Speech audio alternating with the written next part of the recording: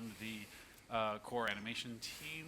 Elan Ruskin, who is a senior engine programmer on the core animation team. Jonathan Adamczewski, who is senior engine programmer on the core syndicate team. Okay, Tony, you're gonna have to help me. Arciuolo. Arciuolo. Sorry, I should know that better. He's been working with us for how long? Huh? He's been working for us for how long? I just can now barely spell his name without changing it every time in Outlook. That's totally my bad. So Tony Arciuolo, who is senior engine programmer on the render team, and Tony Albrecht. Riot Games. So let's start with runtime profiling. What do we capture, and what does it look like? Johnny, you want to start us out? We have a number of essentially macros that we not inject but have placed throughout the code that add hooks for profiling. They add profile tags for our profiling system, which is an on-screen thing we can bring up and see either the bars displaying the duration of those tags across all job threads, or we can also kind of bring up per subsystem. We can bring up like a column view, of what things are expensive. One of the benefits of that is it's directly related to the view, so it's correlated 100% with the view. So obviously, as you're moving around, the bars are representative of what's in that current view. The same macros also can emit, depending on what's enabled, tags for RAD's telemetry tool, which we use a lot for offline kind of analysis of those statistics. Can also output profiling tags for the platform-specific backend profiler. So on PS4, it's called Razor, and I think it was Pix on Durango. So that's largely CPU side work capturing, right? Tony, can you speak a little bit about the GPU side? Yeah, so there's a GPU version of Razor and Pix as well. It's another one of those Gantt chart kind of looks. We also put in measurements and counters everywhere to measure time and magnitudes of things that go across the bus to the GPU.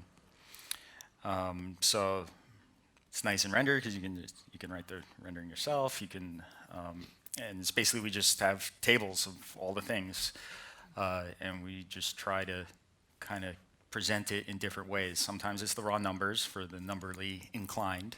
Sometimes it's heat maps and visualizations. And sometimes it's just isolated views of, for example, like G buffers, you can see just the normals or just the motion vectors, depending on how much work is being done on the frame, then you can reason about what might or might not be performing well. So at a high level, Tony, is that sort of different from this other Tony? Yeah, that's confusing, isn't it? Yeah. Well, I mean, as far as profiling is concerned, Tony A doesn't work either. No. You refer to them by their last name. yeah. Sure. I can. As we were saying before, the profiling information on the Commodore 64, you just change the screen color, and sorry, we use a similar system. We have scope profiling, which is instrumented manually, which is that information is stored and collated, and we can use it. We can view it in like chrome tracing, which is a nice little tool for viewing flame trees. But we have a range of other things which are specific to particle systems or audio or other bits and pieces we need particular information on, as far as memory usage or CPU time. We also have the same system that does CPU. We'll do the GPU profiling, so we actually can compare and see the flow between CPU and GPU as far as time's being used.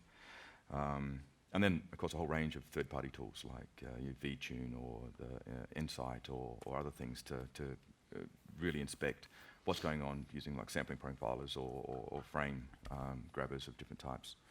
So one of the things that I'd be interested in hearing about is how you sort of correlate that data at runtime with the the source, right? Whether that is, you know, an asset or a zone or a particular character or something where, you know, some content creator can get a sense of where that data came from and where that issue potentially came from. How is that correlation done? I'm fortunate that I work on a game that doesn't stream. The amount of content is purely dependent on how many particle effects are happening at one particular time. The relation to a particular asset, generally at the moment the content creators aren't doing a lot with that. There is some final performance metrics that you need to fit within in order for it to be accepted as a final version that will ship. So is that a final performance metric per asset type, or is it No, global? it's an overall. Yeah. Yeah. So there's not a lot per asset. I mean, there is, you know, memory metrics that we consider. It's hard to measure exactly what the CPU metrics or even GPU rendering times, because it's kind of non-deterministic at the moment. So it's kind of hard to get an exact measure. But you have a vague idea, and you know, for this situation, this is approximately how much time it's taking. So, but storing information across an entire game, which we know approximate lengths of that are run with bots, we can measure that, and we can compare that from run to run and see an overall change in performance. And if there are dramatic changes, we can inspect and determine what the problems are if that happens. So our Tony, can you talk a little bit about the same kind of thing in terms of our approach to associating performance analysis with assets? Right. So when you're doing sample-based profiling, you have to find your resolution of profiling, because if you kind of instrumented every single instruction, the whole thing would run too slow. So if you're giving overview information or something that's viewable at runtime, you can't really get to that fine grain. You have to choose a higher up level, and thus you lose some detail. And then you go in the other form, which is you know, when you dig in deep on one frame or you're looking at one aspect and you want to see all the things, that takes a while. So a capture that you can then look at offline in the tools, that's where a big separation comes. And you know, Pix and Razor are really good because they give you the greatest information in the world about an asset. It's pointer. So you can find exactly where it is in your 5 gigs of memory. So for example, when doing some of this stuff, when we load assets, I have a printf that spits out the name of the asset, the garlic address, or the memory address of the pointer, also some other information that I have about it, and then I can, if I just have a quick capture, I can just search in that text file in TTY for the original asset, and that's one way. Another way is that most of these instruction streams to GPUs, they allow you to put in markers, basically little printf breadcrumbs. So if you want to really go slow, you can basically wrap every asset with a kind of push this marker, all the commands for that asset, pop this marker, and you can get a complete list of every asset and how it affects things. But you have to be able to look at these numbers and realize, without any of this on, I see this problem. Right? With a quick capture, I can get closer to what I'm seeing there, but I have to do more jumping. But if I really want information right in front of me at all times, I have to accept that all the numbers are still relative to each other correct, but they're not at magnitude correct. So it's probably running 4 or 5 milliseconds slower because it's putting in all these extra instructions. So once you realize you're not really looking at absolute numbers when you're doing some of this profiling, then you can get better information. I mean, I think it's interesting that you mention what is essentially printf debugging, because it's sort of a real tool in the toolbox that we use really commonly. I don't think there's any shame in that. That's what we use, right? I can remember specifically adding printfs to the TTY that had timestamps in them, so that QA could correlate sort of the TTF with the timestamp that was displayed on screen. So when they recorded videos, they could sort of correlate the TTY with what they saw on the screen in the same way, right? That's sort of that difficulty in just correlating information across time. Jonathan, do you have any thoughts on sort of that correlation between information that's presented in terms of performance or profiling of any kind and the source of that problem? I think recognizing that there are different tools in the toolbox. So the TTY is something we're constantly spitting out a bunch of things to. But even with telemetry, for example, we don't just output the results for the profile scopes. We also put other, I guess, higher level scopes in there as well to say, okay, disk I/O for the specific zone has begun, and then you can see it as a marker, like a span in telemetry, like RAD telemetry, and you can see how long that took. But you can also see other file I/O operations that took place during that. So okay, it ran this long, but there were multiple audio reads across that time, and so you can reason about start to reason about how some of those things are interacting, and wherever possible, at that higher level, you can have a little more context about what exactly is it we're loading here, and we have additional markers that get put in to say this is exactly when this asset was loaded and started to instantiate, or those sorts of things as well. So you've basically, I would say, so RAD telemetry, very useful tool, but knowing the breadth of different ways of representing that information that you can use to reconstruct a picture of what's actually gone on there. But that's not a live approach to doing it. I think TTY or even live text on the screen. So if there's a detected problem state, this thing happened, it ran longer than expected, to put that right there up on the screen makes it easy for, say, QA testers to just capture a video, and you've got like this specific thing was slow right here, and so okay, like there was a spike in the frame, but there was something on the screen that communicated exactly what that problem is. I think in practice, that's an area which requires a little more finesse, because if you get a little too aggressive with that, it irritates a lot of people in production who not so much don't care that there is a problem, they have no idea or no ability to do anything about the problem. And giving good information to the right people is an important part of correlating that stuff and working out how to make it easy to say, my job is to detect these problems and report them, or my job is to see this problem and fix this problem, or my job is to do this completely other thing. We're a big team with a lot of specialization. Not everyone can fix every problem, and that's a reality of the process as well. Elan, what thoughts do you have on that?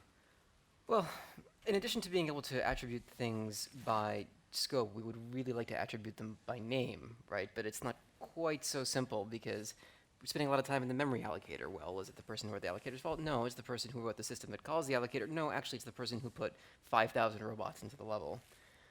So attribution there is a really tricky problem. The other thing I'd like to emphasize that you said, but I think is a really important point, is if you can capture video, or if you can capture what the game is doing and correlate it with the performance telemetry that you've recorded, it is super useful. To this end, when I'm doing performance work, I always try to have OBS turned on and just record whatever it is I'm doing. Otherwise, you're looking at the performance capture like 3 weeks later and thinking, oh, there's a spike here. I guess I was firing the shotgun. I don't really remember. If you got the video, you can just correlate it right there. Johnny? I guess aside from performance, we use, specifically the anim team, we have an on-screen display that shows pretty much the state of the anim controller. So it shows, I guess one of the most important things it shows is the actual anim tree that we're outputting and evaluating and converting into the matrices. So often I'll get either somebody in production, we use Fraps often to just grab a real-time video, or QA have like an HDMI capture system. If there's an animation-related issue, I just get them to bring up the hood on the character in question, and I have the historical, essentially historical on-screen TTY. So you're kind of limited to the amount of stuff you can put there, because you don't want to cover the whole screen. So this thing takes up like a quarter of the screen, and move it around and resize it. So 4K is going to help. 4K is going to be good, yeah. So yeah, that thing really helps out. It should just give me this out. Give me this thing, and it shows all of the inputs from the game and all of the things that are going on in the anim tree, and that thing helps us debug a lot of stuff even without actually reproing it. One of the other things along these lines that I'd like to ask about is sort of alternative views. What are the sort of the alternative profiling views that exist that we find the most helpful outside of sort of overlays on top of the game proper, right? So some alternative view, like Tony had mentioned, you know, like a render, sort of specific render view. But we'll start with Tony on the far left. This is what you mean talking about rather than just overlay. Rather than just the game itself, right? Is there some sort of alternative views or alternative modes within the game that you find particularly useful in order to analyze the frame or frames? Definitely from a GPU point of view, looking at the order of rendering, being able to see the shadow buffers, being able to look at Z buffer, looking at all these different things and seeing how they all fit together, and an idea of the times for each of those is valuable. So that's just about having a sort of a high-level switch on what buffer you're looking at Yeah, in terms of render? toggle through those, that's useful. What are Overdraw in the places. views that you have? Or at least the ones you find actually useful?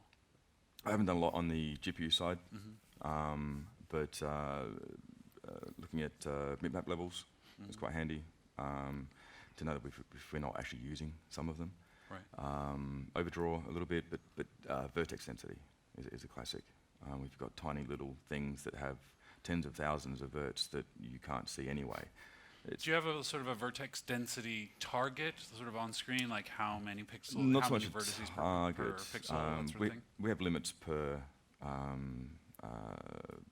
entity. Like, it should fit within this ballpark when building this particular type of thing. And some of our things are just repeated. There's lots of them, so their impact is multiplied as well. But some things we have are surprisingly expensive for what looks like it's a simple thing that doesn't have much impact. You can see, okay, we're doing skinning on all of these things, and that's expensive when it's over the entire, in certain areas, and you can see all these things happening. So you have a view where you just see what's skinned and what's not? We have different costs we can look at. We can look at the cost of different skin things.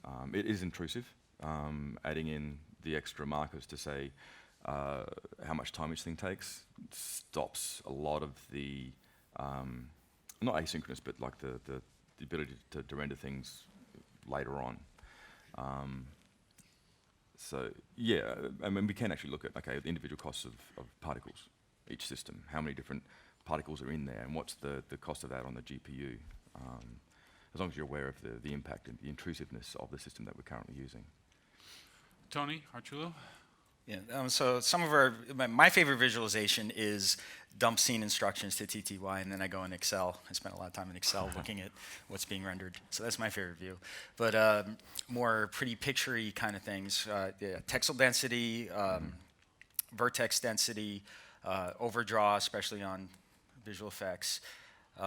Yeah, we have that visualization where it shows 3 states. It shows things that aren't ever going to be skinned, things that are being skinned, and things that could be skinned but are currently in the bind pose. So a lot of dynamic things you might pull off the wall, not just people walking around, but maybe there's something in the environment that does something crazy. Well, it's just not doing it right now, but that's still on deck, as it were. And during sunset, when we brought up this view, we realized how much of the environment, like anything you could jump on that like deformed, was basically some kind of skinning-esque animation. So we ended up, when we realized and you could visualize how big, how much of the frame that was, that's when it led to something like we do an analysis of the bones to see if it's really in bind pose or not, so that we can skip skinning on that. So that's another thing that's useful about some of these views, is that like you can explain to somebody that there's a lot of skinning going on in the scene, but until you can like just post pictures and go, look how insane this is, then it helps communicate that. But it is kind of expensive, in our render. In order to show one slice of something, you basically have to not light it and ignore this part and move this around in the pipeline and then copy these buffers. Like an example is we have a G buffer and a forward pass, but G buffer needs to resolve depth. So if something's in the forward pass, it better still write into the G buffer, even if it just colors black, because you're going to add the coloring in later. So if somebody wants to see what's in the G buffer, like normals, well, that thing that was in alpha, now it's got to be in G buffer, but use a different shader because that shader wasn't ready for that. So there is a little bit of architecting and baggage that comes along with some of these views. All right, Jonathan? So having helped, I guess, diagnose a few performance issues on so things that have come in from gameplayers like this setup is slow and No one in that case, like everyone was busy with stuff, and like we just need some help. And so diving in to an unfamiliar scene and using those first pass things. So overdraw is a classic. Like looking at color coded, just how many times are these pixels being rendered is usually a really quick, like, is it overdraw? Everything's red. Yes, it's over, like that sort of stuff is just really effective because it's so visually clear to interpret.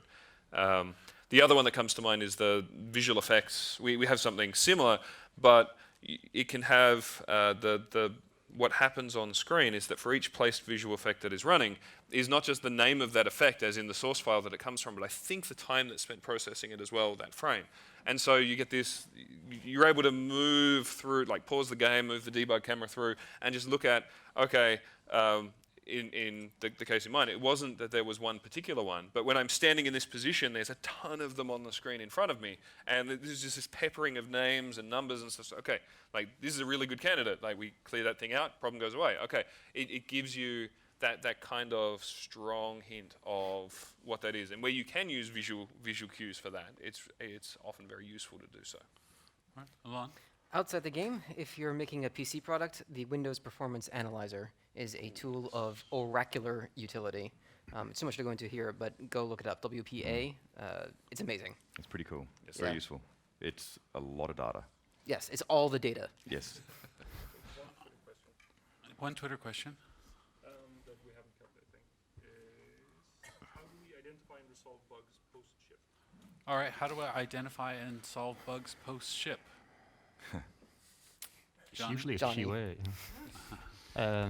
I guess the bug comes in and then QA try and dig up the build that we shipped with or the build that's been patched and they're reproing with. I think it's just a regular QA task. It's, repro the issue as if it had been a thing that somebody had found actually in production.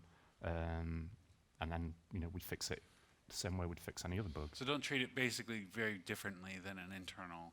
Yes, I think the only difference is potentially the downtime in getting back up to speed with the build, depending on how long ago it was. It's like, oh, we've got a context switch to, I don't know, not resistance, but the ratchet that we've just shipped, and we're working on this other game, and we've just got to switch over to that.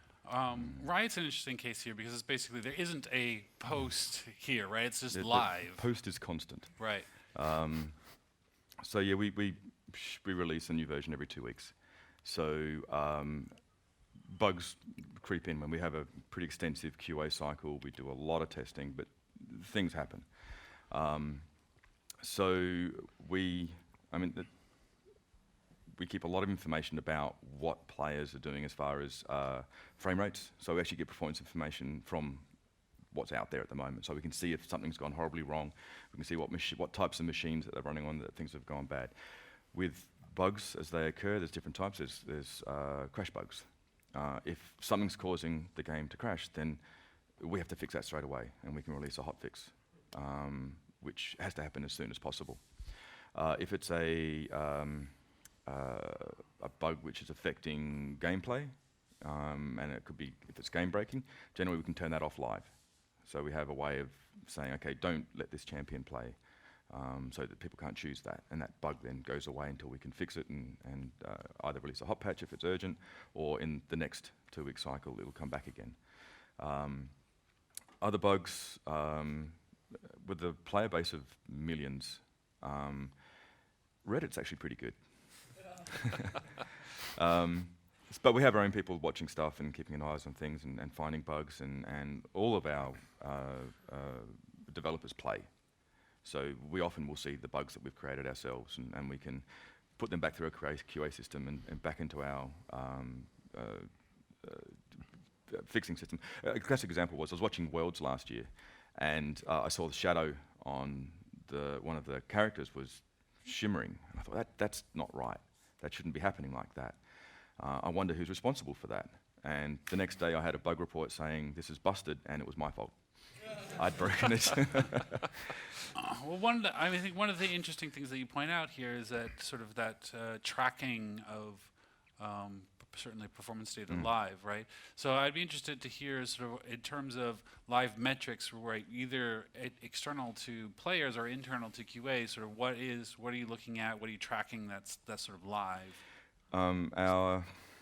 There's two things. We need to track server performance. That's critical because our servers run elsewhere. They're not on players' machines. They have to handle millions of players. So their performance is critical. So we have constant performance testing running on those, on versions before they even are released, to see what changes have impacted in case they've slipped through and somebody's missed it, which happens. And we also have lots of data coming in from the live servers as to what's currently happening. So we can see the cycle of players with the diurnal phase of play globally, to the point of if we see a sudden drop, okay, what's the cause of that? Is it a crash bug? Is it some form of DDoS, or is it a cyclone that's wiped out part of Brazil? These are all things we need to know in order to react as fast as we can so that we minimize the downtime so that people have minimal impact on their playing. So the information for the game side, we're not pulling in a lot of performance information, just overall frame rates, average frame rates, drop frames, that type of thing, which give us an indication of the health of the game at that time. So, Elan, I want to jump over to you. What are your thoughts on sort of tracking of data over time? Actually, before I want to ask you, Tony, a question. Did you ever work out the cost per nanosecond in server time in your main loop, like the dollar cost? No. Because the reason so I worked on a different large MOBA game once, and the cost to us in server time was about $500 per microsecond per day, in the amount of additional servers we would have to buy. So this kind of tracking rapidly gets very important when you're operating at scale. It is. There was an optimization done last year by the performance team that made a significant performance improvement across the board in all the servers, which was millions of dollars worth of hardware, effectively, not counting electricity costs or storage space or anything like that. But those, it's like Google. You know, you make the smallest possible incremental improvement, and it's a massive impact globally as far as finance is concerned. Yeah. But the flip side to this is if you've got millions and millions of customers and you've got all this instrumentation deployed, you've got all the data, but now you have all the data, and it can be overwhelming to interpret it, and it can also be overwhelming to even know what parts of it are actually relevant. Simply throwing basic statistical tests at this doesn't get you very much of an answer because people's setups are so heterogeneous. You have all these confounding factors. You've got all that stuff. So really, the thing that I discovered was it's actually a lot better to just stay simple and say our main loop is running at an average of this cost per customers that have this hardware and per customers that have this hardware, and just focus on that frame rate number. All right. One of the things that I'd like us to be able to hit is that sort of day-to-day debugging analysis as well. I mean, I know that one of the things that comes up for most programmers really is sort of tracing data through a system, right? I want to be able to trace this and see what happened to this data as it's working through my system, so I can figure out where it went wrong. So, John, we'll start with you. How do you do that in practice?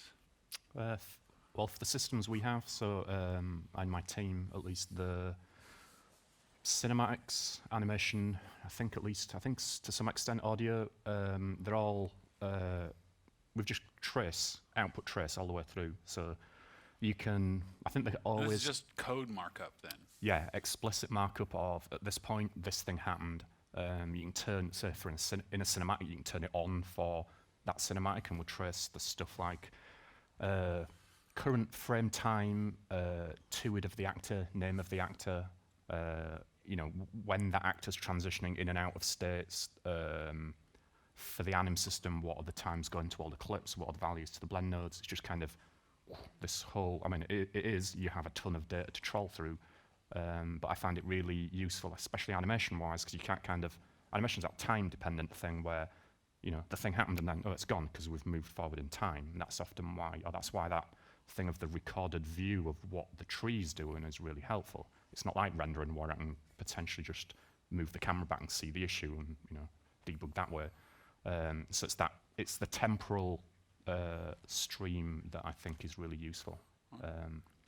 Elan, do you have So I tend to look at bugs as a crime and therefore crashes as a crime scene, in the sense of you work the evidence and you form a hypothesis And then you ask yourself, what data would help me confirm or falsify my guess as to what could be going on here? And you start with the really big ones. Like, I think the problem is somewhere in this subsystem over here. Well, what piece of information can I get to at least give me an idea of, is it in that subsystem at all? All right, it is. What else could it be? And then you just start narrowing down, one piece of evidence at a time.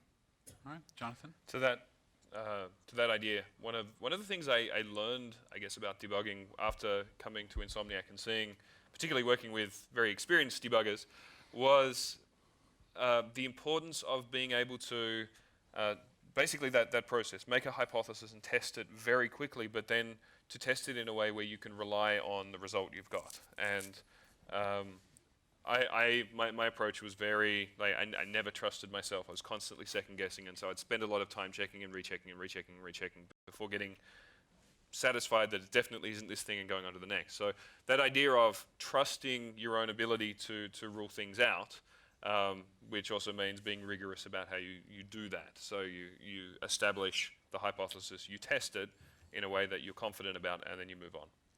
Tony? So some bugs you can isolate, and they're very deterministic, and you can reproduce them. But other bugs you can't always. And sometimes I'll have a bug that's only like play through a whole game without saving, and then on the second playthrough, this one shadow flashes. So sometimes I just don't jump into a bug for a while.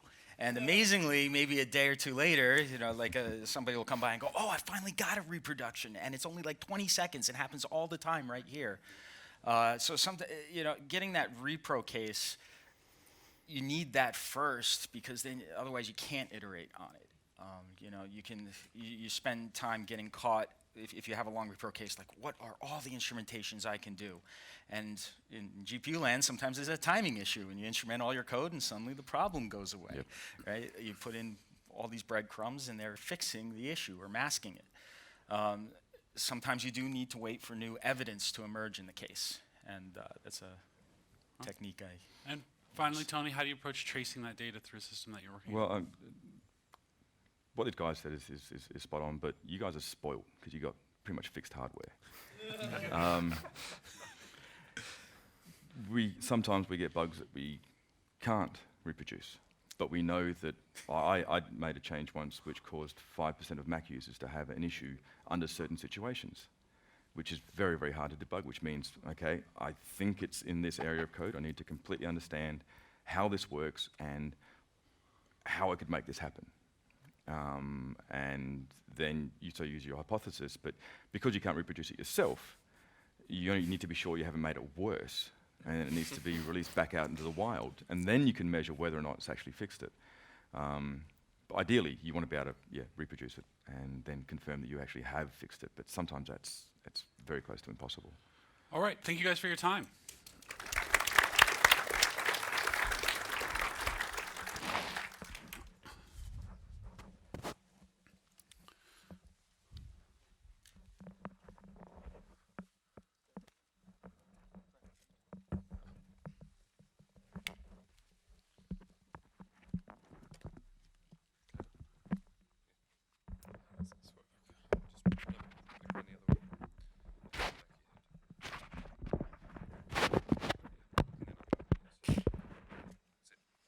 Hello.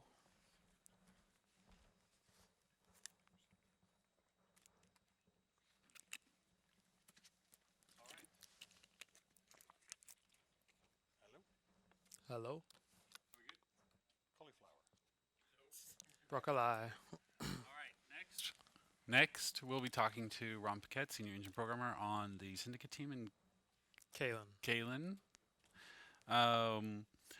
And let's start out with some questions from Twitter.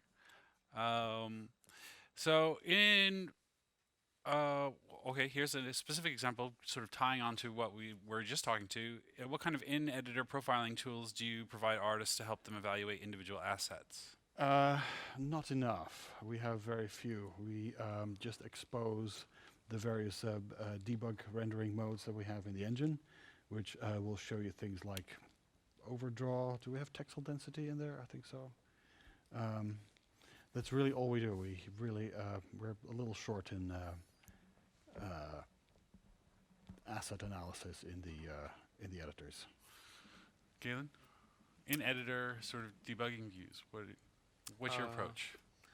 I guess I like the bar graph view, or not for debugging, but for profiling, where you can have a visual representation of what's going on, mostly to have that, something that you can have persistently running while you play the game, so that things that are bad are very obvious visually.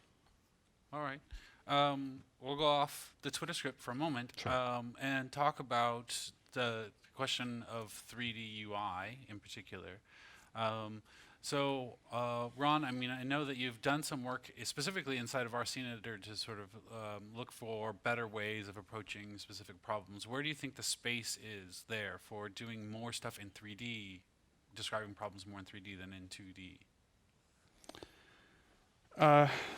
Well, so the tool that we're currently using was really designed for the Resistance 3 kind of workflow, and I think I mentioned it yesterday. It was mostly based on putting things on top of other things and connecting things together.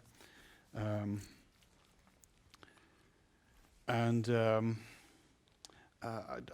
think that we need to move beyond that at some point. But to your specific question, what needs to happen in the 3D view? Sure. Where is that? How is that different? How can we take advantage of that space where we're not currently? Oh, where we want to 3D go, space, you mean? Yeah. So currently we have a fairly long detour through Houdini. So we use the scene editor to create certain control volumes and control variables that have some relation to the city that we're trying to build. Like you create the outline of a building you want to generate. That then makes a round trip to Houdini and comes back into the scene editor with the building kind of completely realized. I think that really needs to become interactive and be part of the editor. I think the future of 3D UI is more about how do you generate data rather than how do you put things on top of other things. So, Kalin, what do you think in terms of 3D UI? For asset production, maybe I can answer like for VR specific, because I guess that's what we're spending our time on. And a large part of that is that the scale of things is not apparent. And no matter how many times you look at it on a screen, and no matter how many times you've gone through the cycle of build on screen and look at VR, your sense of scale is always wrong. So I think moving our development tools into VR is really where people want to go. And even now, people are using things to concept just for the sense of scale and the sense of how large and oppressive things can feel in VR that's not immediately apparent on screen. And that requires like an entire new field of like how do we build all those 2D UI elements that we use to make stuff, like they need to be rethought. But are you actually editing in VR or just viewing in VR? We use like Tilt Brush, for example, for painting concept stuff in there. But no, none of the tools really comfortably support it, and people are experimenting, but it's very early days. Well, in terms of space, right? I mean, as you're working on development in VR, right? It's sort of very uncomfortable to continuously take on and off this mask. The programmer life of like trying to look at your log and the game and use hand controllers and type things. And even the things that we were just recently talking about, like TTY outputs become much more difficult to manage in the space. So if let's stick to the sort of the VR space here for a minute. How do we imagine that these problems will be solved when we don't want to take off this headgear?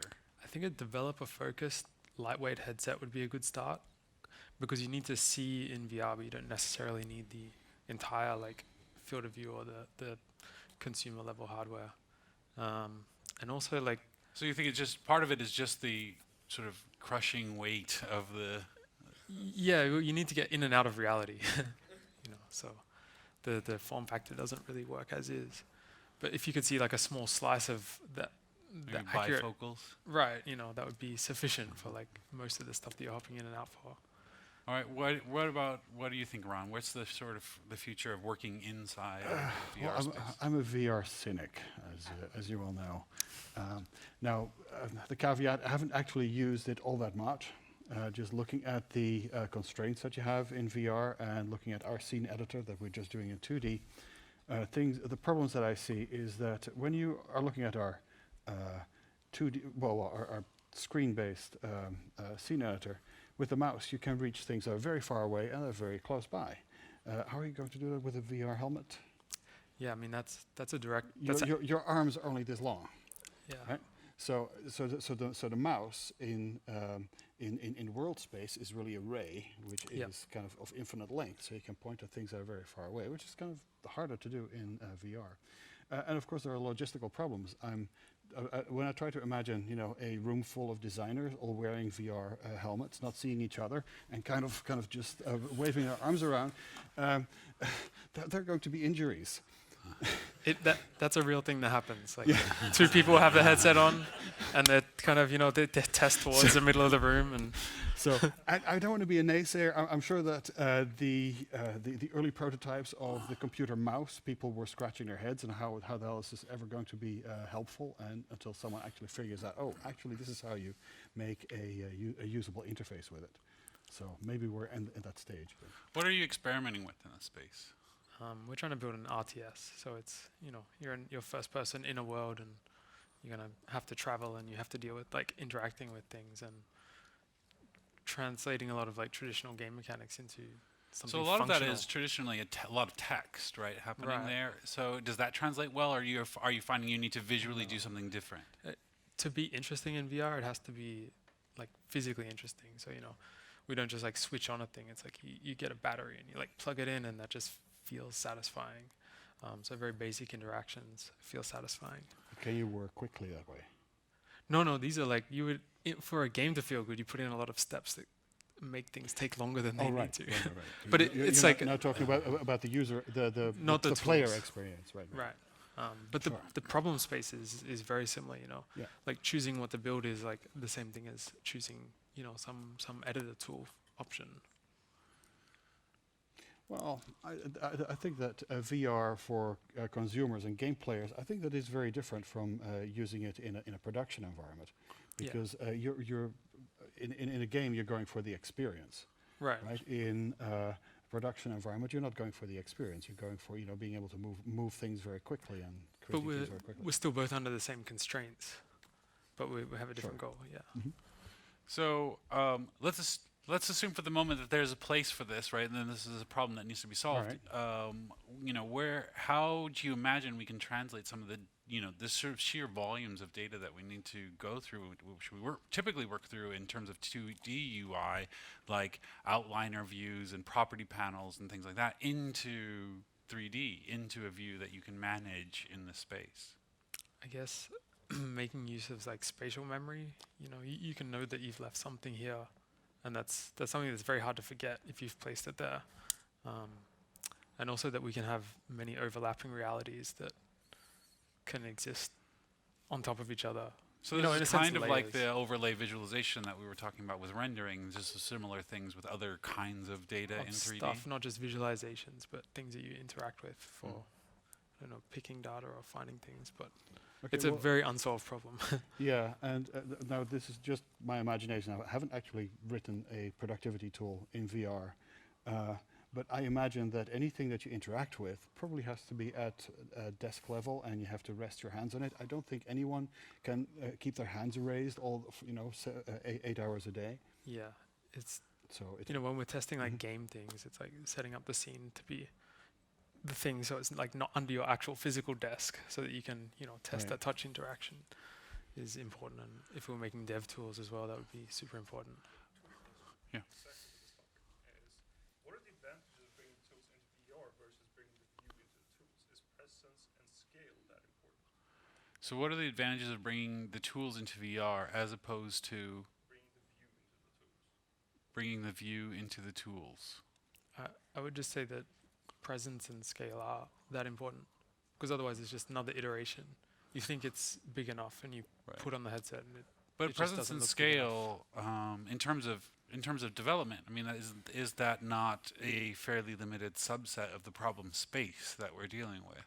Yeah, I think on the artist side, it's just a number of iterations problem, I guess. So in terms of focusing on, say, environment art or even character art, right? That's the bigger thing. But how could we imagine it working with, say, design or animation, even in a way that's more productive than More what they're doing now? productive. Not That's just a- that it works, but that's a that there's an million-dollar- advantage to it, right? It's $1 million question. Well, the way we've used it at Insomniac, of course, we have developed VR games using our existing editor. So the actual editing happens on the screen, and then the designers and the artists, they then put their helmet on in order to see what it looks like. They place their avatar in the editor, and then they put the helmet on, and they see if everything is at the right scale. They don't actually have to see the scale as they're editing it. They just need feedback Right. once everything is placed. If we're going to go off in the weeds a lot here into our imagination, I mean, let's talk a little bit about AR, and does that have a place in sort of the future of development tools? If we have this sort of mixed reality, and we can in fact see our desk, and we can in fact see through these lenses, but we can overlay them with things. Does that help our ability to develop potentially? I don't know. I think we're going to end up projecting something similar to our current PC setup, right? I mean, there's So you think the virtual desktop space is well, really even gonna when be you look at a VR virtual desktop now, like you can't really make it that much wider than a desktop dual monitor setup is. You can't really see anything meaningfully useful at that width. So Yeah, maybe it'll be virtual, but it'll just Right. be monitors. And again, I'm just speculating here. I think that at the very least, it can function as a very large monitor, because you have a Yeah. monitor that you can kind of, turn your head around it. So, but yeah, Maybe I'm- move it around. I'm skeptical. We'll see. I'm sure that we'll experiment with it. But all right. So we'll go to another totally random Twitter question that has nothing to Okay. do with UI, which is if you're backing up all these assets in Perforce every time you save, does it ever cause space issues on the server? I think I answered that one on Twitter. So we don't actually write our assets to Perforce every time you save. We store them locally in a database in MongoDB and as a file on disk, and it's up to the artist to commit to Perforce when they think it's ready to be shared. So in terms of your tools, how do you manage the sort of that save workflow? Where does the data go? How does it get updated in sort of a live view for whoever's creating there? I guess like most of the stuff we're working on was largely procedurally generated. So huge data is not really an issue. And the current stuff we're doing now is not of that scale. But previous stuff, yeah, I've been on projects where Perforce runs out. In terms of procedural generation, are you mostly focused on sort of environment, or does that also include animation and visual effects and other things of that nature? Like runtime entirely generated visuals of models and moving things and effects. And So is it guided by artists? What's the Yes. line between procedural, right, and art guided for you? concept art from artists, and then making it look like that in code. So to start with, so basically the artist would just say, this is kind of what I want it to look like, and then a programmer will say, how can I get it to look like that? So it's very Basically, much yeah. like demo programming. In Yeah, that way. yeah. All right. Which is, I guess, like an intersection of like creatively, I guess, like artistically minded programmers. So They have- are we talking about relatively abstract art here? Or Often, yes. Okay, Music visualizations and I like, see. little plant simulations and stuff that are not necessarily. Does that inhibit your ability to iterate in a significant way? It's the artist really is sort of just generating that first pass. Yeah, when the programming tools can't iterate well, then So how You know, do it's- you, what's your sort of techniques for ensuring that you can iterate? fast live reloading. So when it's done in script or shaders, just having a one-button reload that tweak numbers and reload, or get sliders on the screen with minimal effort. So- going through the 10-second compile cycle is too long. Okay, so Ron, I know that you have strong feelings in the space of procedural generation in particular. What is it, where do you draw the line? Where do you think we should draw the line between, again, sort of procedural generation and art-driven, art-guided procedures? I mean, to a degree, right, shaders are procedural generated art, right? They're just guided more strongly by artists. So where is really that line, do you see the sort of the future going? I don't think there's a hard line. I think there's a practical line that we can draw. I think that for the foreseeable future, maybe the next 5 years, we will still be working with models that are created in Maya that are then either modified or put together procedurally. So I'm thinking of the artist creating a stretch of straight road, and then the tool procedurally repeating that and bending it and joining it together. I think that is a practical way of working. I think that's something that we can make happen now.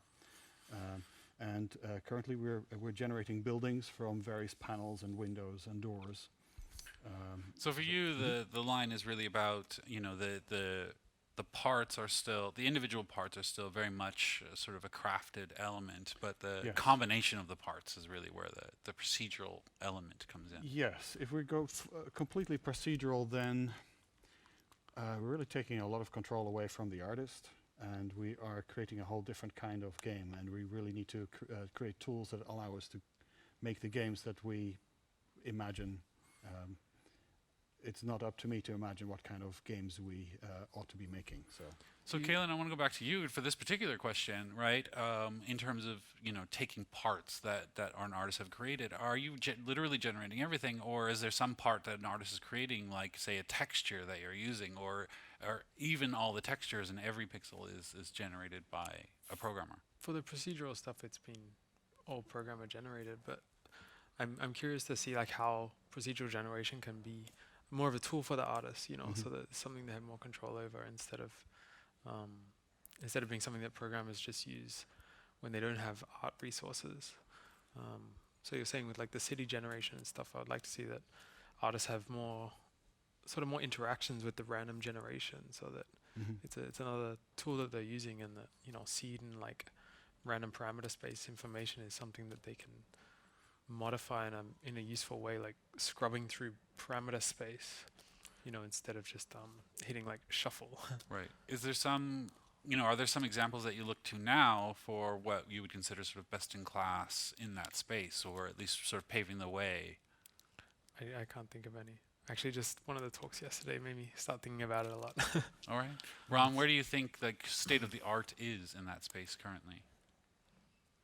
In terms of artist-guided, procedural generated? I don't know. There are very inspiring, talks at SIGGRAPH, but I don't know what is actually practically used. Actually, what you're talking about is probably, far beyond what we are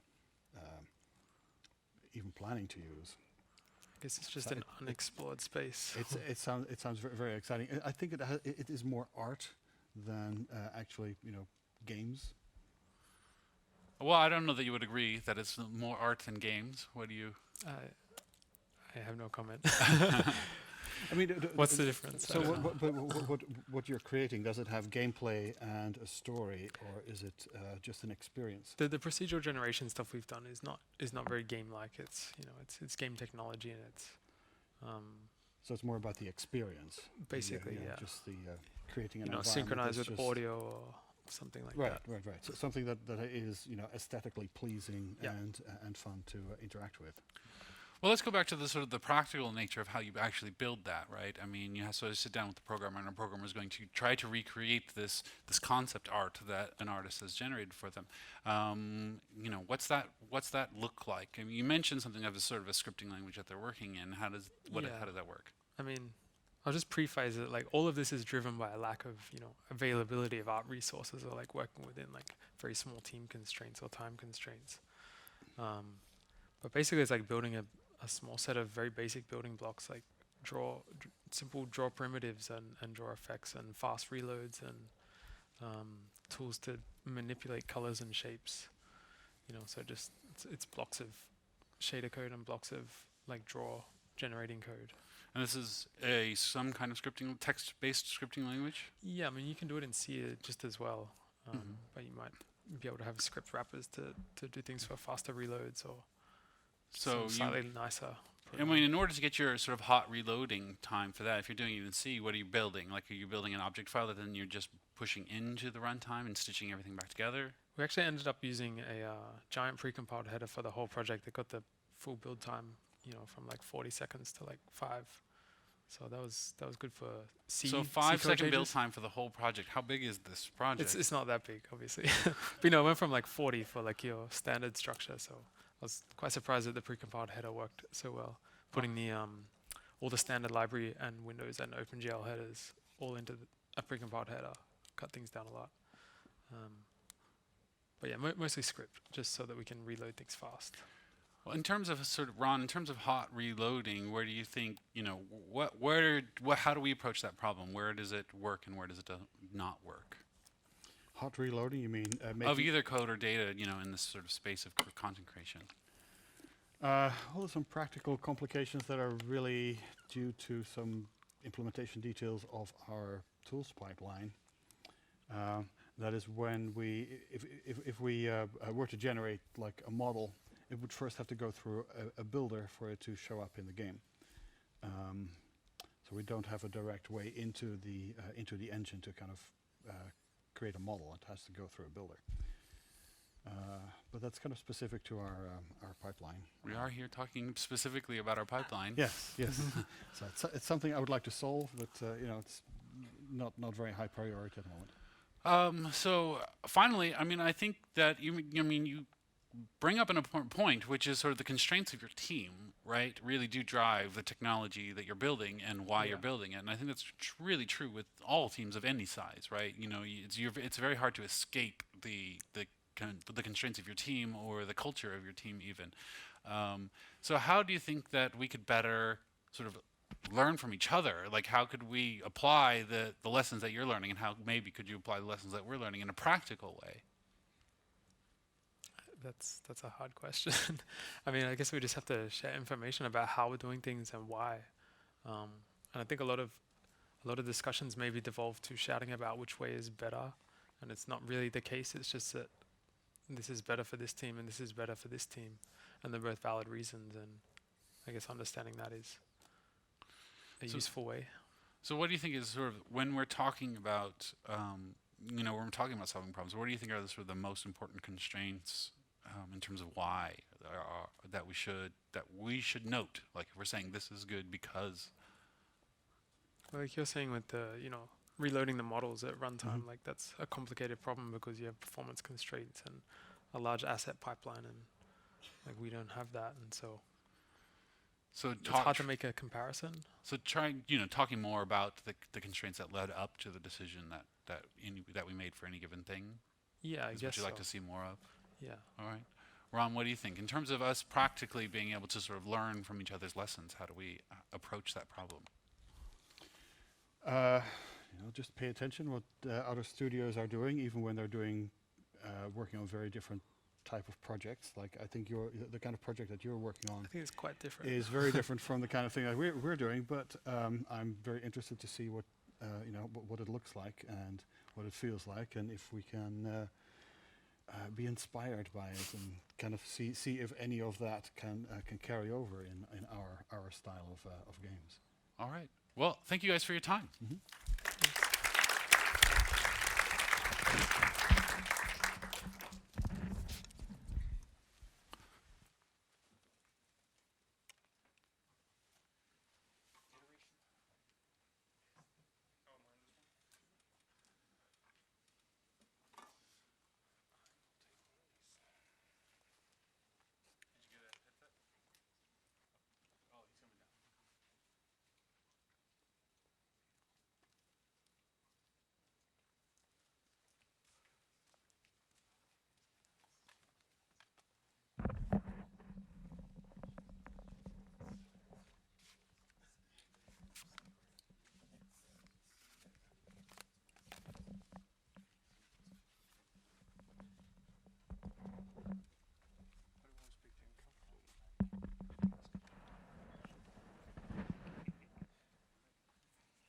So everybody, 1, 2, 3, 4. Yes.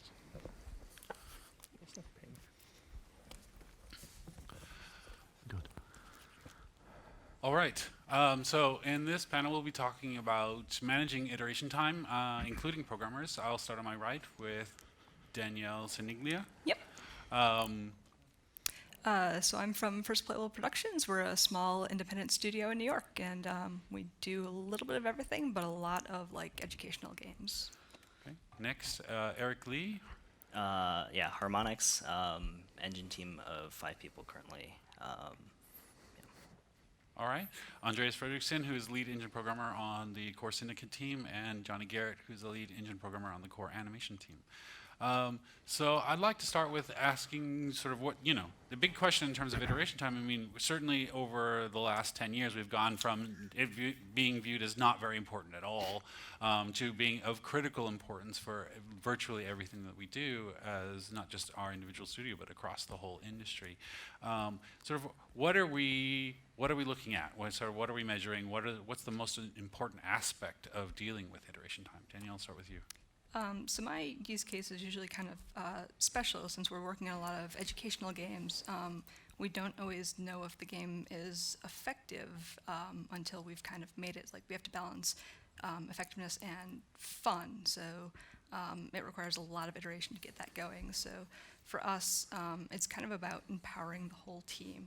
If we have to rewrite the game, like every time we find a new mechanic that works, that's not so good. The more I can put in the hands of designers or even artists, or if we have interns on staff, the more ideas we can test, and the better the final product is. Okay, Eric. I think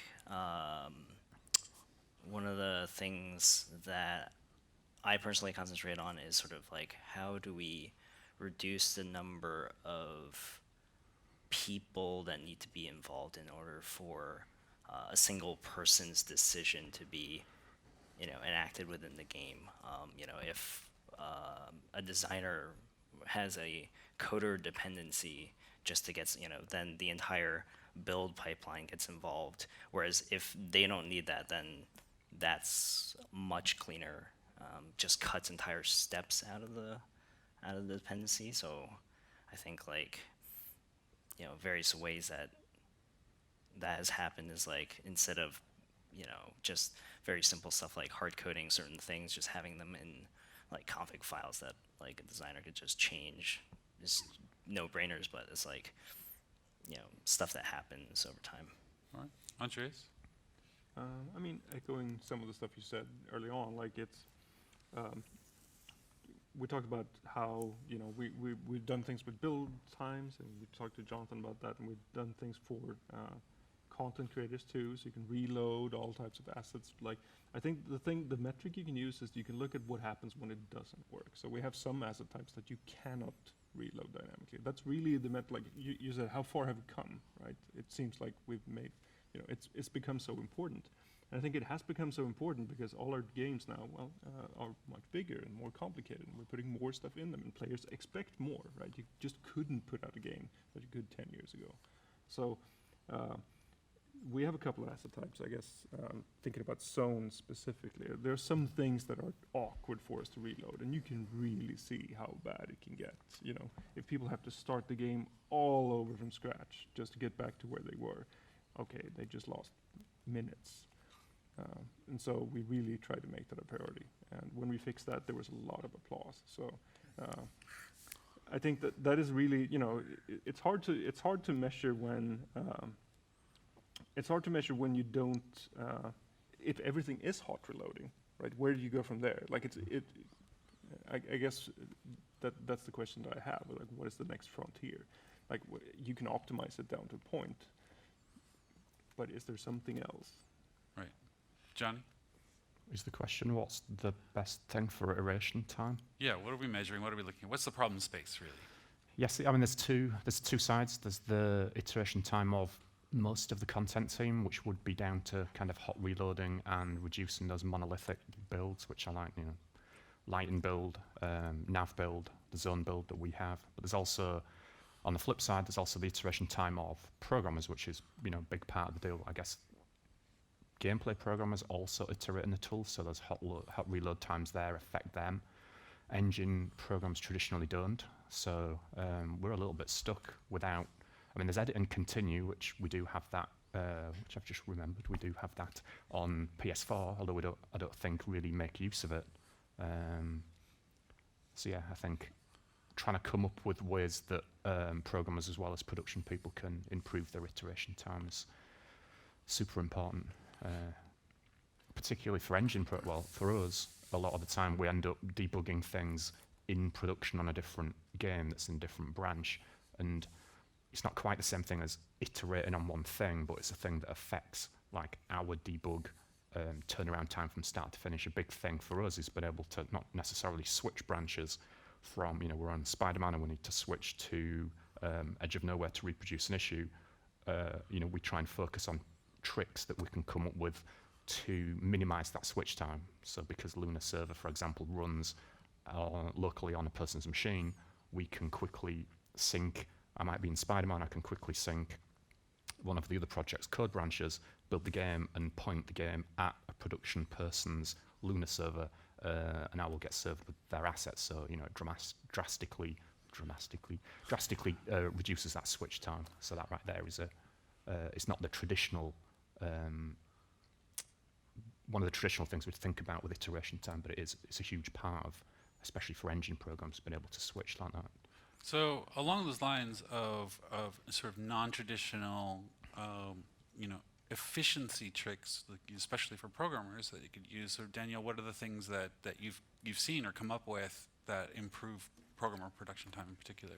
I think really just getting context switching down is huge. Like I've found the thing that will slow me down the most is having to stop whatever bug I'm working on to go with something else, which again I think is why we get the best savings in iteration time and just empowering as much of the team as possible. I mean, you made a really good comment about saying the fewer people involved in making one decision, the more we focus on that, the quicker new things get out.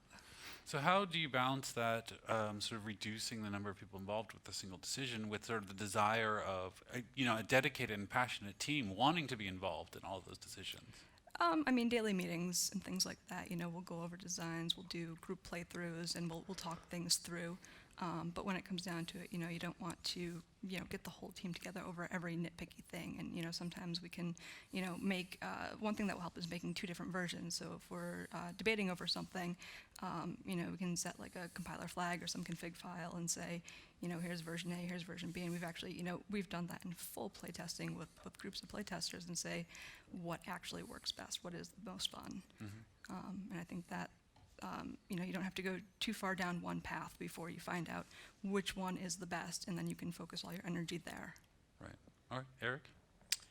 I think in the realm of debugging, I've had a lot of success sort of very aggressively instrumenting bug scenarios to happen, and even like destructively implementing where you're purposely sort of getting the repro to happen not in the exact way that the repro was written, but that you understand, and this goes back to the debugging talk of like testing your hypothesis, where okay, you have your hypothesis, can you instrument your hypothesis scenario in a way that doesn't involve playing through the game without saving and then starting again, that kind of thing where you just wildly, manipulating your data, but you sort of know because what you're trying to do in order to instrument that.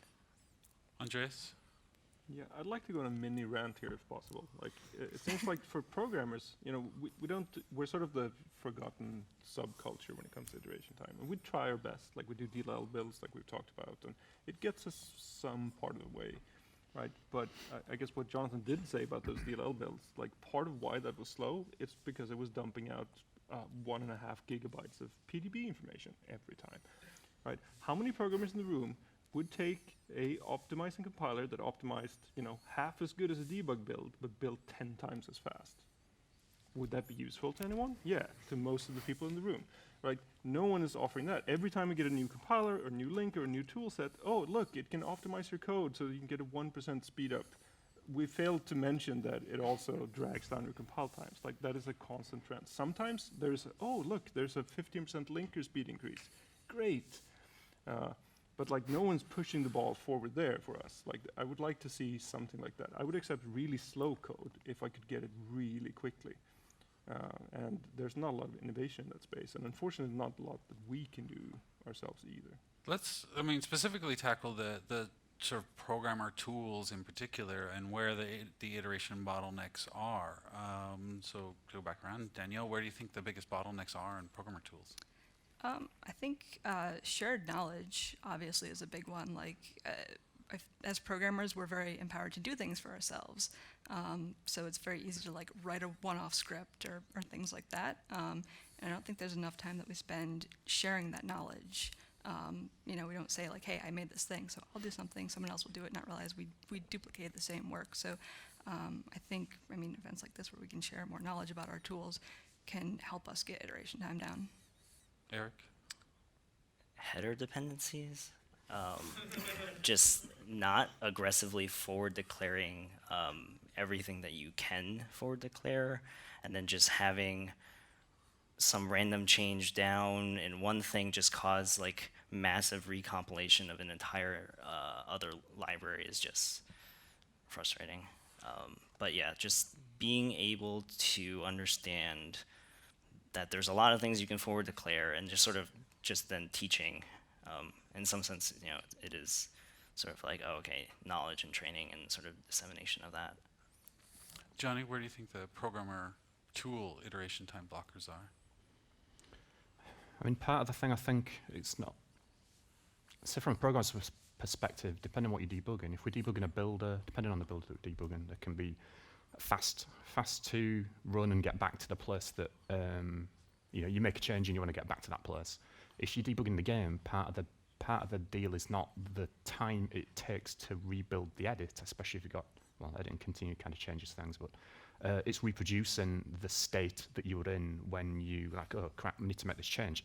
That change and the link time, that might take just a few seconds, but then, it takes me 3 minutes to get back to that place. So that there's things there such as, you can kind of instrument your systems, and similar to the logging output, you can output effectively trace packets that will allow you to inspect and effectively replay a subsystem, the scenario of a subsystem, to get back to that place of, you're not debugging in the context of the game anymore. You took the snapshot of this 2-minute debugging session, and then you iterate on that thing.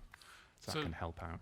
To that specific question of sort of getting back to the state of the data that you need to debug or to iterate on, perhaps even apart from the context of the game itself, what are the tools that you use, Danielle, to do? Do you do that similar kind of thing? What tools do you use to do that? Which data?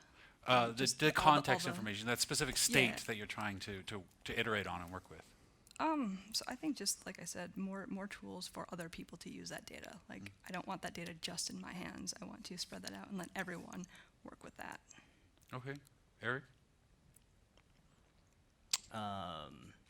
Nothing in particular comes to mind. All right. Andreas? Well, the big thing that comes to mind is like a save game library, especially if you have a way to generate a save snapshot and like QA is tracking down crashes or whatever. It's great to see a video for it crashes. It's great to see a screenshot or something. But like having a save file that puts you the frame before it crashes, way better. Like, load this up and it's going to crash. Because we talked about it in the debug session. If you have something that reproduces every time, and that's what I try to do. Like, if I have a streaming problem that only happens between these 2 hexes, I'll hack the code so it does nothing but stream between those 2 hexes. Like, I'll try to narrow in the scope. And so I guess, the message there for engine programmers and I guess gameplay guys too is to debug that sort of stuff early on, like get that working. Have your save game system be super robust, so even in the face of like the engine misbehaving, you can dump out a save file, hopefully, and then attach that with bugs, like even send it off automatically with crash dumps. Super helpful. So if we can leave this space for a moment and get a little bit more philosophical. Earlier in the day, someone in the audience challenged the idea that iteration time really correlates well with quality. in terms of art. One of the the specific examples that were mentioned was things like the Sistine Chapel or the Pyramids of Giza. That these are sort of like low iteration time element things that where the end result was clearly of very high quality. So do you believe that iteration time correlates well with quality, and or is it a more complex trade-off than that? So Johnny, we'll start on your end. Yeah, definitely. I mean, if you were editing a thing as a content creator, you do the first pass, and then it takes you, on Resistance, like we said, we had those monolithic builds, it craps out after literally 50 minutes. You're probably very hesitant to keep iterating and tweaking to get to the point where you're like, this is exactly what I wanted. You're probably going to be, yeah, done, screw it. It's not worth it to you from from an internal rage perspective, or you've got all the bugs to do. We can't spend all that time on this one thing. You don't have the opportunity to iterate. So that being able to do those quick changes, and if you do actually get 5 seconds between being able to see a change, that you're just gonna sit there and keep going. 20 changes in the same amount of time you did one, and back in the Resistance days. So you think part of the difference between, say, these examples and our examples in terms of production is just the number of things that people have to actually deal with under, constraints. They have to do, 200 things as opposed to one thing with infinite time. One thing, as in the number of, like you would iterate multiple times? Well, they have to handle, they're going to put this down because they have other work they have to do, right? That's part of the difference. Right. Yeah. Andreas, what do you think? Well, I mean, at some point you get iteration time to be good enough, I think. And optimizing, you don't need to show it in-game for every vert you move in Maya, right? It's okay to have a step in between. What I found, and maybe this is just, you said we were going to get philosophical. This is my philosophical take on the point, for what it's worth, probably nothing. If you optimize iteration time so fast for it as to be live, then something I've seen in a lot of people is that they get perplexed with this. Right? There's no time for reflection, there's no time for thinking, there's no time, okay, I'm pushing this in, I'm pushing the button, I'm doing something. Right? As humans, this cause and effect thing is pretty deeply ingrained in us. I'm not saying we should slow things down, naturally. But I'm saying that at a certain point, at least my observation is that if you optimize things too well, then people don't believe in it. Like it's broken in some way. Like I can't work with this thing. They will actively. No, but it sort of messes with your reception of what you're actually doing. Like it undermines the value of what you're doing. So there needs to be, that sort of confirmation from the system, something clunking or something, even if it's just this half-second pause to show you that, yes, we did in fact receive your very valuable change, and look at the beautiful thing that is now on the screen before you. I think it applies to programmers too. Like if you put programmers in front of it, like, oh, the system is so fast that it compiles your code as you're typing it, then people mostly turn that off because it's kind of creepy. So you think that there's a sort of an equivalent here of dang, now I don't remember what it's called. But you think that there has to be some sort of correlation with value. Like I need something to sort of to tell me that what I did was valuable, and that some slower iteration time in fact is a metric for people. No, but a noticeable reaction to your change I think helps that very human aspect of it. I think technically it might be better to have zero latency, but having some latency I think in my experience has helped people understand that the system is working for them. Danielle, you got something? Yeah, I might actually agree with that in some regards. Like I think about different platforms I've worked on, and I've worked in cases where we do have like a less than 5 second compile time, and other times when you're sitting there for a few minutes. And if you have that instant feedback, you don't have to think as much. If you forget a printf you wanted to include, well, 5 seconds later you put it back. Versus if your compiling takes 5 minutes, you really think the problem through. So I think there is some benefit to slowing down and to know what's good to speed up and optimize for iteration time, and where do we want to actually say, like, this is the iteration that you need to spend time on. Eric? I think that to some extent, sort of like human nature, like there's a point where you're waiting and then you sort of get impatient about it. And I think getting it to the point of not hitting that, and sort of like the internal rage that's there when you're sitting there and it's just saying linking, and you're just like, okay. But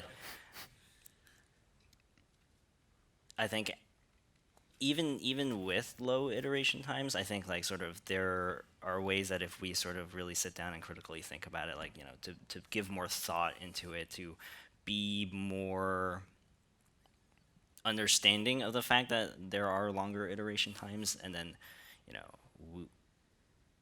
then being able to like work with that. Yeah. All right. You both want quantity and quality of your iterations.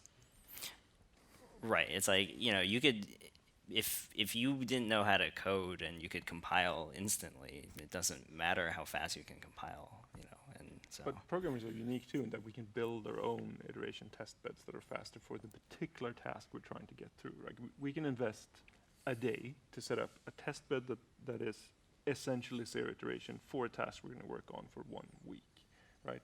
To give you an example, I was working on the first task I think they gave me when I came here was, oh yeah, why don't you put in decals on skinned objects? Great. It's time to go do inverse bind poses and everything, like while trying to also take a driver's license. All right, I'm going to do this. And of course, the same, what's my test case? Yeah, just play through the game until a bunch of guys are running through a door and a hand grenade goes off and puts like scuff marks over them. And they should animate away and have the scuff marks animate with them. Great, so I did that approximately twice. And then I said, how can I get this guy animating and like just have hand grenades go off continuously every frame on him so I can see, right? And it's not a lot of effort to put that up. And once you have that thing continuously, right? I want to see frame 7 of a hand grenade going off on this guy, right? And that was my life for 3 weeks, like while I implemented that system. But that is unique, I think, to our discipline. Like, I can't think of, artists do some stuff. Like, I know our riggers do a bunch of like, no, I don't need the full thing. I just need to see part of what I'm doing. Like, we're resourceful as a species. Like, we invent things that help us. So I think it's important to allow for that sort of thing as well. So Eric, you had mentioned sort of essentially the value in cutting people out of the process, right? Yeah. What's an example of where that was most successful for you? I think there was a case when I was working on Rock Band 4 where a sound designer wanted to prototype a new game mode. That's kind of confusing, but just somewhere in the process, it's like how our engine handles cheats and how it handles sort of events being fired into the game. There wasn't necessarily a sort of straightforward path of like, like designer wants to sort of wants to trigger some kind of game mode change, but this isn't something that unfortunately was happening like during development. So I put in something to basically read in a file that had all these sort of, the designer could put in arbitrary events that could be fired, hooked into the cheat system to just be like, hey, you can define what keys and what arbitrary events that will be fired. And basically, he can just hook up arbitrary cheats to arbitrary events that can then trigger arbitrary things in game. And then he can just sort of play with that all he wants, like inside of his own testing, which I just sort of added a quick cheat to just be like, load into this one instead of the normal venue. And then he was off like prototyping and doing all this stuff. And I didn't even have to look at it for like the rest of the project, Danielle is an example where you sort of cut someone out of the process and that was really beneficial? Yeah, so I worked on this long research project where we were trying to figure out if we could use a game to teach people about cognitive biases. And we actually had the opportunity to make 2 games. And the first one we made, over a couple of years, we went through many, many design changes. And so not only was I having to implement a lot of gameplay code the first time around, but since certain parts of the game kept getting redone. There are parts of the code that got pretty fragile, and it got to the point where it's like, well, we don't want to make more changes here because we've changed it so many times, and it's just getting kind of dangerous. There's more bugs going in. So when we were going into the second game, I wanted it to be much more resilient to change. So I had this idea that I would make like Lego blocks that the designers could play with. So I would have all these like predefined things that we could do, playing, lines of dialogue and little animation sequences and just gameplay mechanics that they could put together. So I found a small GUI tool that they could use to rearrange things, and that way, instead of a code change being needed every time we wanted to change the way a level worked, they could just go in and drag and drop things around, and the whole game becomes more robust and resilient to all these design changes that went in. So that was largely about cutting out the programmers out of that. That was cutting myself out, yeah. Andreas? Okay, we have a question from Twitter. Yep. If iteration time has become a priority over the last 10 years, looking forward 10 years, what's going to be a priority then? All right, if iteration time has become a priority over the last 10 years, looking over the next 10 years, I think this a little bit touches on your question, Andreas. What's going to be the next biggest priority? Johnny, why don't we start with you? Maybe. More iteration time. Can I come back to that one? Yes. All right. Andreas, do you have a thought on this subject? I mean, I don't, but I think there are other areas that have struggled really and haven't been considered as important. I think budgeting is getting harder and harder and harder. Like everything we do, and we just had that panel and we talked about those kind of issues. It's so rare now that you can say, oh, it's this thing, right? It's usually a plethora of things that all combine and interact in very difficult to reason about ways. Can we do something there? I mean, because those are the things we need to iterate on. Like if you don't have the information of what you need to do, then I think so. I think other spaces will emerge because honestly, iteration time, except for programmers, I would say, is a problem that is within our reach to solve for the most part.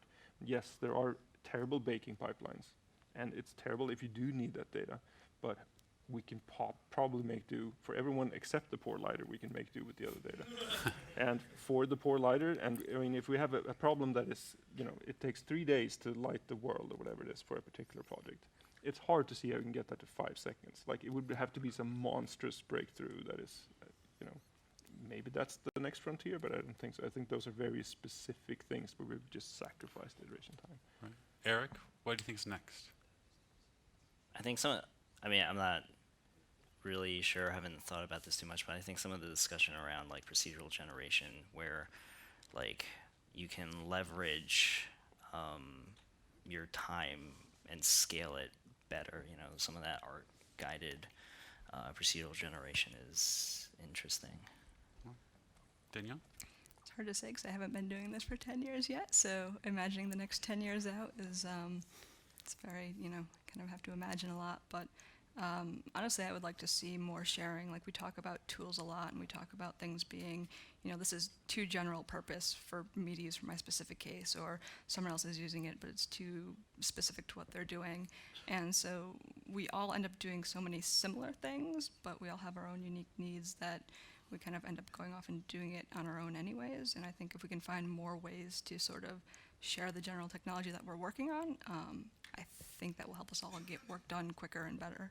So if I can jump in on this question, I mean, I think you hit on a really important point in terms of sharing, in terms of sharing not just specific technology, but sort of the lessons learned. And I think the one thing that we have a lot of room to grow in over the next 10 years is standardization. I think that we can accept a certain amount of overhead when we standardize, and which we have traditionally not accepted. So standardization on not just offline model formats and animation formats, which we still haven't really standardized on, but even online formats, right? Stuff that we're using at runtime, so that those things are more interchangeable.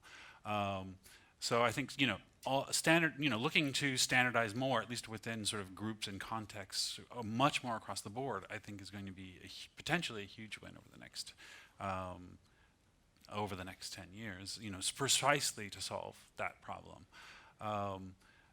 Johnny, come back to you. Did you have any? Yeah, I've thought of something.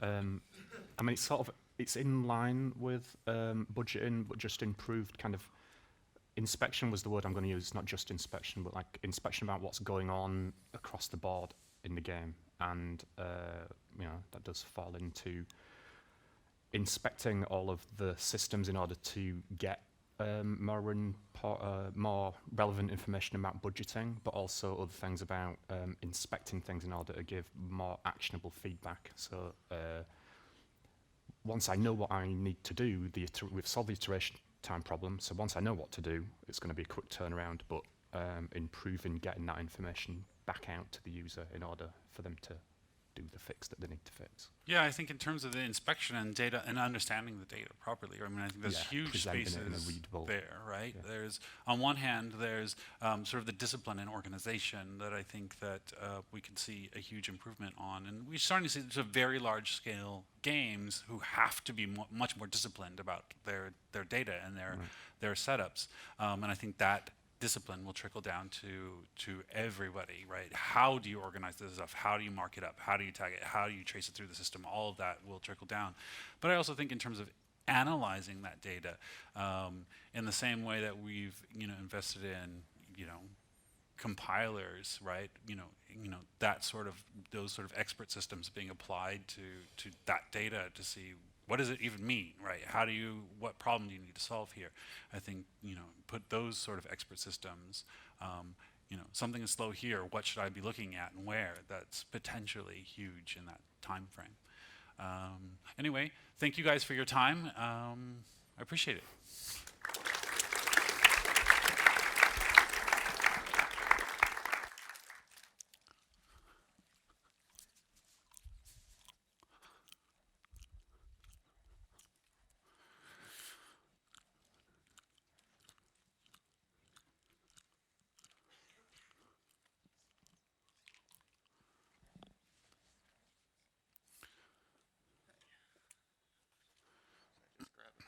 Yes, just grab a mic there.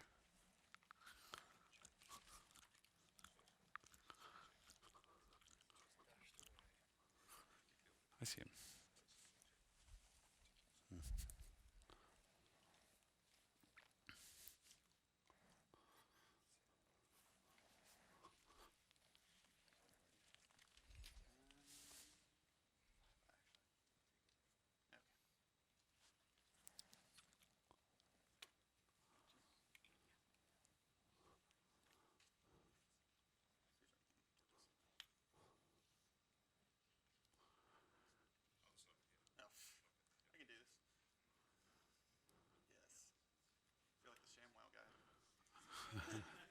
Isn't he dead?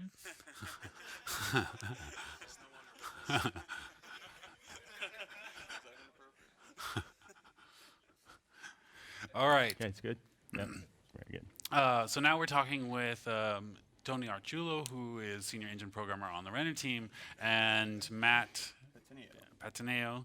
Yeah, so I'm I head up our engine team at Ready Down in the Studios. Our last project was the Order 1886 for the PS4. I mostly focus on rendering and graphics technology, but I work all over the place on our build pipeline, streaming, archive packing, file I/O, whatever, you name it. Right. So, I mean, I think we're going to be largely focused on the render side of the equation here, all things rendering. So, I'm going to start with you guys asking each other questions. What do you want to know? So, I guess probably, the first thing, we started talking about this a little yesterday, but we're kind of moving into more of going from a single platform engine to branching out to multiple platforms. So, can you switch your mic? oh, switch again.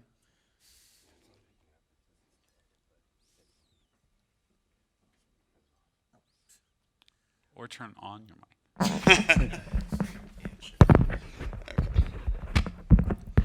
Let's try this again. Okay, we're live. Much better. All right. So we're starting over, which is what question do you want to ask? Okay, so yeah. So coming out of our last project was kind of single platform, console exclusive. We're now moving into more kind of multi-platform technology, which your studio went through this, a few years ago and are continuing to. So I'd be, curious to hear kind of what you thought were like the biggest, sort of unexpected changes you had to go through to kind of get your engine and your rendering technology ready for that, and how you deal with, especially things like if on PC, like how do you deal with trying to do performance profiling and triage across such a wide possible spectrum of hardware and also maybe different configurations for your renderer. Right, so this generation, we're kind of lucky because things are converging a bit. So it's not so much about the hardware, although this is probably an echo of that, but it's more about the kind of API and design paradigms and how you organize data, right? Like DirectX 9, DirectX 10 lingered with this. It's like I can change any field at any given time. Then DirectX 10 to 11, it's much more like here are the structs I change at any given time. And going into DX12, it's like here's a heap of all these things that I change at any given time. So if you target more that kind of thought, the actual hardware details and API details, they're all trying to express that evolution. And luckily these days the hardware maps a little bit better. So coming from last platform, PS3 is a little bit more segmented memory. You had to distribute things. There was a different processing unit with a different compiler, so you had to really separate that code. Less of that, but Are you talking about targeting anything sort of below the PS4, Xbox One line? Yeah, that's part of it for sure. That's definitely something that's on my mind in particular as we're, coming up on a game where we have to target scale down a bit, especially on a PC side. And so I don't know if you've kind of had any thoughts about that or experiences of, how you tackle that. Yeah. Well, so I mean, there was a degree of that targeting VR. So VR, bigger hardware, but much bigger Smaller expectation. frame time. Yeah, exactly. So I mean, to go back to your first question, how do you measure performance on PC? We get it on console where the tools are and measure it. 'Cause it's just really hard to measure things on PC, and there's so many variables, and even measuring where your threads are, they might be preempted. And there's, at least if you can get it a little more sandboxed, you can measure things and understand things, and those do apply, right? Of course, lots of reading. On PC, you have the different vendors, and they have different fast paths and slow paths, so they're usually pretty good at describing the differences. So you got to be looking for that and always benchmarking on all your configurations.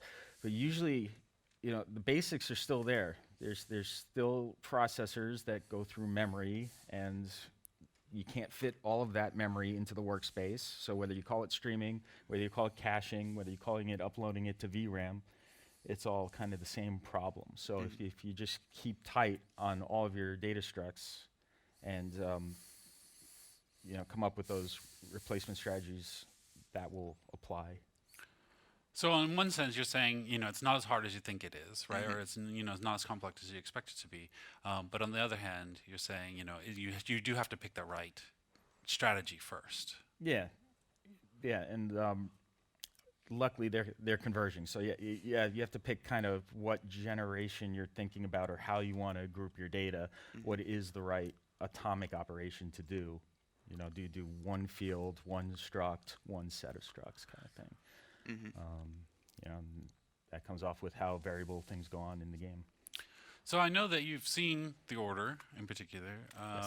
Is there anything about that structure that you are particularly interested in knowing?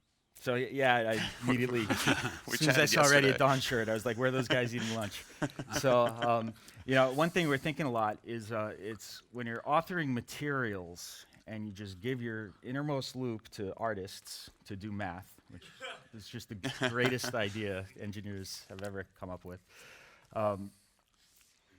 There's this weird, what is it? Especially as we talk in terms about physically based rendering, right? Are we modeling how light interacts with surfaces, or are we just drawing things and making it look good, right? There's some kind of balance there, because often artists ask, why doesn't this behave as I expected? And that's usually because you're doing something artistic, and artistic is very narrow in scope. So we're talking about this idea that Ready at Dawn really presented very well, which is instead of just authoring composite materials at a high level, they're authoring more basic ground truth kind of materials and blending the materials together rather than blending textures together. So I was really interested about that, because one of our challenges, what's sticking in my mind, is our shader complexity. Mhm. Right, we have a lot of textures, and this seems to both narrow it but still require a lot. So how does that get balanced? Yeah, so I mean, one interesting too, kind of background on our materials. It was a major focus for us on this. The order was a 4-year project or so, and materials were from the start. We knew it was something we kind of had to. It was going to take a lot of effort. We had to focus on it early on. It's such an important aspect of the visuals. I mean, right? You're describing what things look like. That's basically graphics for the most part. So we knew it was going to take a lot of effort. And for as far as the compositing and the whole setup came from, it really it was heavily driven by our art director Nathan, who really wanted to follow more this kind of a approach that's taken a lot of film studios, where they work off of what they have material libraries. They author more kind of more like pure kind of base, like less complex materials, and they build up these libraries of these, and then through compositing, which are basically, it almost boils down to like Photoshop operations. You basically take all these and you turn them into fully kind of surface varying parameterized materials by just essentially building up from smaller building blocks, which is, that's a theme elsewhere in a lot of game development. A lot of people build like scenes out of like by kind of putting Lego pieces down. It's sort of the same concept extended to materials. And then one sort of interesting thing was, you guys were talking yesterday, you guys have full shader graphs, and we're kind of still old school in that we don't have shader graphs. We have a much more kind of like rigidly, exposed model of like what artists author, which is just much more based upon like, okay, here's our kind of rigidly defined set of like all our possible material inputs and how they work, and then they work within that, and then it's mostly on just our very kind of most like programmer and technical level is where we define like, okay, what should be in that, how should this work across all of our materials, and then that all kind of sort of trickles down into our whole material library system where we have the templates and everything. And so all these like decisions, start off at the most base level, and then when it finally gets to the game, it's basically the composite of several different of these building blocks in material form that are combined to make the final surface appearance.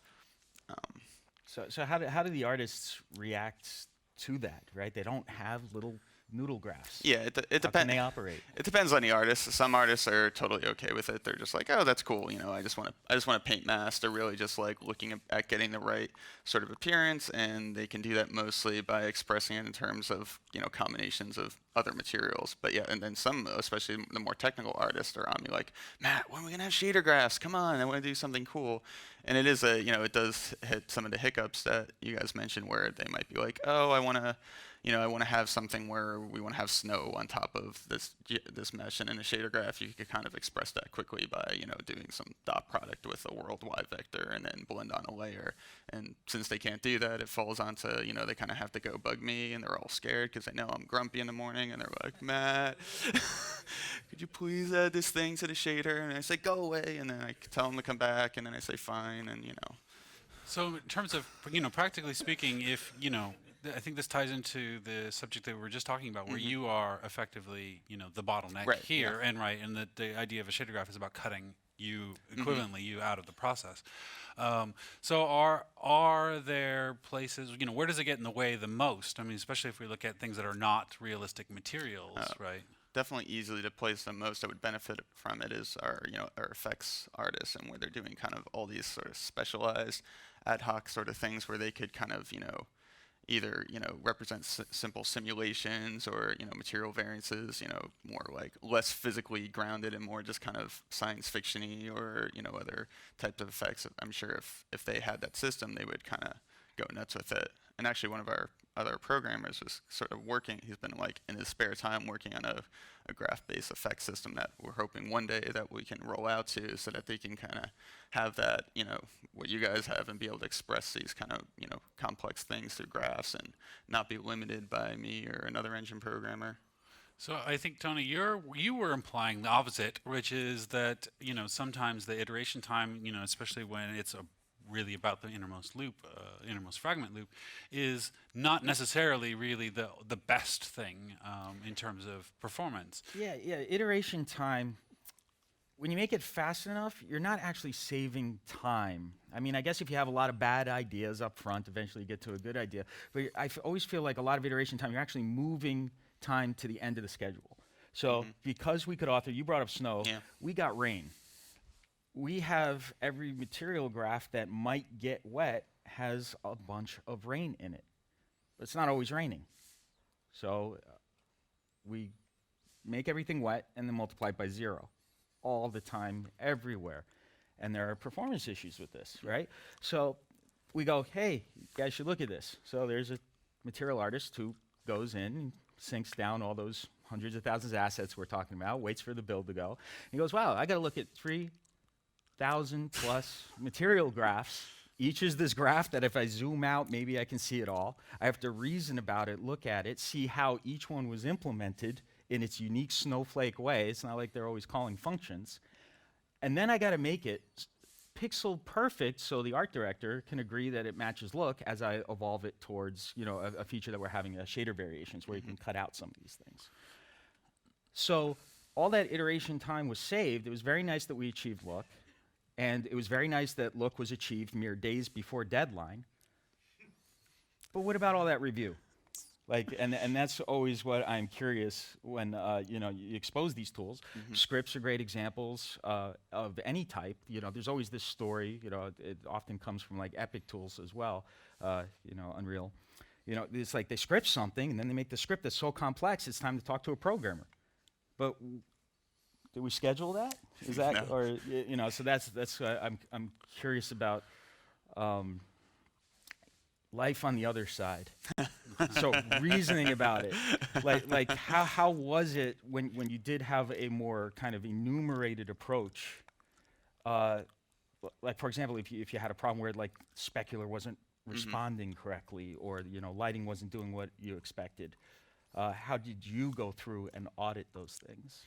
Yeah, I mean, it's definitely, at least for us, it was a little easier having, you know, every possible aspect of the shader was, you know, written by me or like another graphics programmer. So, yeah, there was not this possibility of lots of these, you know, thousands of assets doing kind of arbitrary shader code. I know that any single thing that happened in there, I could trace it back to these handful of files and look through it and kind of figure it out. But, you know, there's still other issues that can come about. And especially on the performance side, that's really, I mean, that's always very challenging, and I think you know one of the things we used to do for a long time was you know to try to catch up with the idea of like okay, you do these iteration cycles with artists, you come up with features, and then usually it's a lot of times it's left off in a state of kind of like well it's you know most of the way there, but we're not haven't accounted for the full performance yet, mostly because A, either like it's not quite finished yet, or B, it hasn't actually made it into the game yet, and so we used to do like we just called it Performance Thursday, where every like Thursday we would kind of the engine team would like you know it sounds simple but it's actually really cool where you just like that day you're like all right whatever those you know that your backlog was piled up on, you just kind of like put that aside for a day and take you know one thing or a couple of things and you look at it and yeah usually what I would do is I would kind of go take my different snapshots of the game, dump my big like performance dumps of like you know register counts or timing counts or whatever I had and kind of say okay what on here is sort of the worst case offenders, and then from there you know a lot of times I didn't even have to fix it myself. It was just mostly an issue of notifying the content team.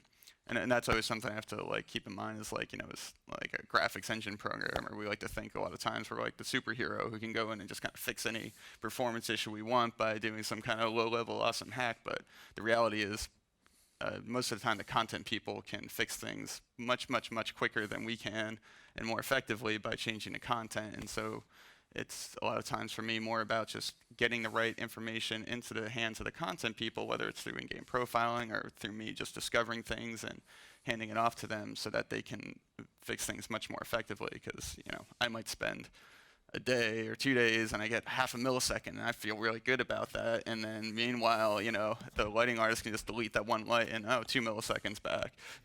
We're like, well, we didn't need that light anyway. So what's the right information? Definitely. I mean, I know in the earlier talk it started to get brought up that sort of like idea of like attributing things, and I don't know if we don't have it yet perfectly. I'm really trying to work on it, but definitely I think anything that helps tie it back, your performance info back to the original source content is really useful. You know, I kind of think of it of like when we profile code, we want to know like, okay, what's the information of like where that code came from, whether it's the function or what subsystem or whatnot. And that's like immediately how we think on programmers, how if there's a slow spot, how we try to attribute it back to the particular system or code that generated it. And for content people, it's just they want to know which asset. And so things like, we have a particular HUD where we show our models, and we just show like we do a kind of slower rendering mode where we use the timestamp queries to profile every draw call in there. And so we can say, okay, here's all your hero characters and your props and whatnot, and this one's taking, 300 microseconds and whatnot. And that's always great because they can look at that, they can sort by the time and just be like, oh, this little guy, this little light bulb or whatever in the corner is taking much, much more time than it needs to. We need to make an LOD. We need to turn it off. We need to, make sure it's getting hidden invisibility, things like that. So, Tony, can you give an example where you think that kind of attribution is particularly difficult, and maybe you guys can talk about how that might be resolved? What kind of attribution, like measuring at that? Yeah, figuring degree? out where something or problem came from. Well, like one of the great discussions, and we brought this up yesterday, is this scene is slow because of shadows. Yeah. So while it was great that nobody bothered me and nobody bothered the lighter and nobody bothered the environment guy, now we're in a room arguing over work that has already been done and cost money. So who did it? Is it that the light, there's too many lights casting too many shadows. Shadows are limited by basically draw calls and complexity of scene. So is it the number of lights, or is it how complex the scene got? Everybody's iterating, which usually means add more stuff till it looks good. There's rarely refinement until after such meetings. So then it becomes basically a non-technical debate about who's going to make cuts. And it's no longer about how long it takes to build something and whether it's worth doing. It's much more of, I already did this, now you are lessening my contribution to the project. And then there's, debating that back and forth. So, and then if production can't come to an agreement, in comes the render programmer with their magic knowledge of what's going on, and is supposed to kind of like decide exactly how to chop the baby. You're supposed to reason about it, kind of stroke your chin and say, yes. So, Matt, how do you approach this problem in particular? That's a tough one. I mean, we've mostly been in that one kind of. I think in default, I go to the lighting artist mostly because the lighting artists are more technical, and just kind of by nature, at least in our studio, and they have the much more easier direct path of controlling that performance. Whether it's their fault or not is sort of, I feel bad for them, but it's just the simple fact is it's much more easier for them to resolve that problem by hitting that checkbox that turns off shadows or changing the shadow quality or something like that. And so sometimes, I am sympathetic, and I would like to know if it is purely, much more related to mesh complexity. But if it comes to, push, if it's a tie or I can't really quite reason about it, then I'll probably go with whoever has the easiest, way of resolving that problem. Because in the end, it's like, well, it does matter to know why you got in that problem, but it's after a certain point, you just need to ship it. We just need to get it in budget. And, maybe it's not even fixing that. Maybe it's somebody else needs to kind of squeeze down a little bit to make room for those awesome shadows, because maybe you need it in that particular scene. So another great example of this discussion is at Insomniac, we like our explosions a lot. Right? We also like creating complex scenes. So one of the great things is, a lot of the content team will say, we are in frame. Look at this. If you stand here and look around, look at that, 33.2 milliseconds. We're there. And then the rainbow Chinese New Year guns go off, right? And so how do you manage that? We discussed that budgets are kind of difficult to predict, and we want these things to ebb and flow. And you were talking about kind of people down the pipeline. Like the guys at the end of the pipeline are more technical, usually because they've had to fix things that have accumulated.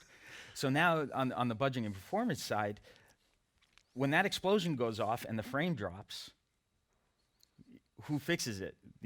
Eviscerate the effects because they got 0.1 milliseconds or whatever's left over the frame, or how do you communicate that you need to leave some headroom for all the things in the worst case? Yeah, well, that's a tough one. We generally try to do is, when possible, set up, these kind of reasonable budgets that everyone should sort of stay in no matter what. Of like, all right, you should have our lighting and our mesh passes and our shadow passes should basically fit in this kind of reasonable budget so that there is headroom at the end. It shouldn't get to the case as long as everyone's kind of following the rules that you don't get in that case if there's only 0.1 milliseconds left. But that's really hard to do, and it's also I think one way to kind of help with that, which it's hard for the explosion case, but in some cases I think it's important to kind of optimize for lowering variance in your frame time and not necessarily just like your averages. That's something not everyone always brings up when they look at performance. They're kind of like, oh, what's our average time? What's that?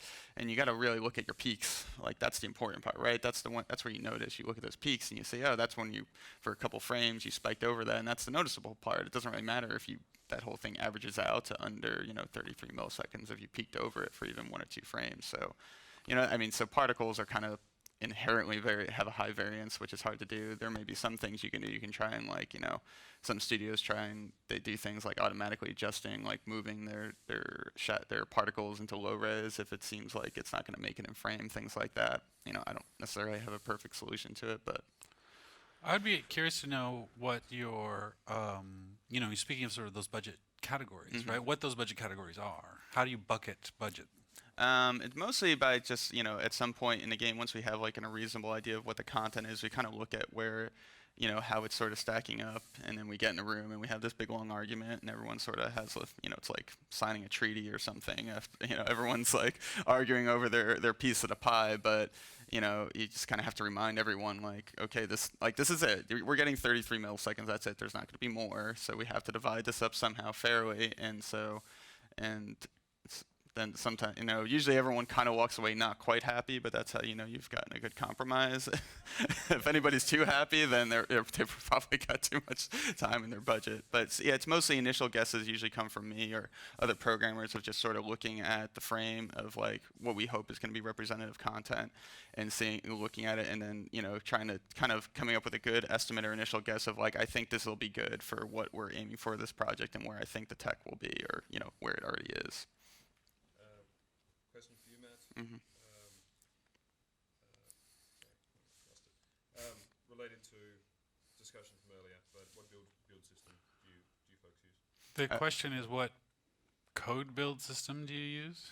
Our code build system is actually, so we're using KJAM, which is older and a little more obscure, to use that using SNDBS to distribute the code across all our computers. We have, we make all the artists and also our automated build farms all install the client, and so we kick it out over that.